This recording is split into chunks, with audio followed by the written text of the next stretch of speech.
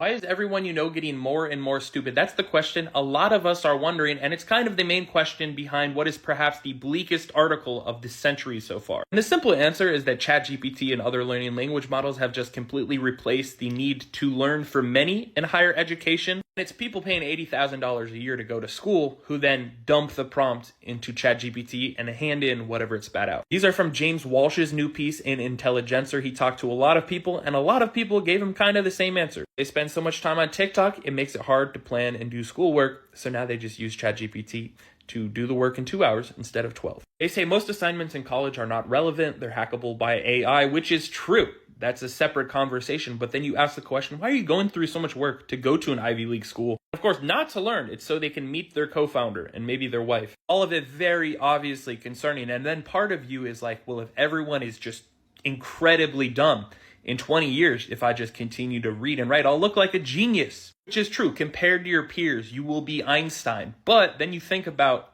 education, being able to read at a 4th grade level as a public good, which, benefits everyone and is not a zero-sum game. And a very clear NBA comparison starts to appear. Reggie Miller, the greatest three-point shooter of all time, right? That's what everyone thought at the time. And then everyone got better and he has slipped down the ranks. He stood out against his competition, but now everyone agrees that today's players are more skilled and talented than players 20, 30 years ago. I mean, we got big men winning the three-point shooting contest. Our intelligence as a country is working in reverse of NBA evolution rather than get 7-footers who are the best passers the game has ever seen. We're going to see our collective intelligence devolve to an era of plumbers and firemen where then one person sticks out. Where one person is Reggie Miller because they read one book. Rather than move to an era where the people who are traditionally dumb are now smarter than the people who were considered smart before. If you think we're done with the 90s, then you got to open a book because you're hurting the game.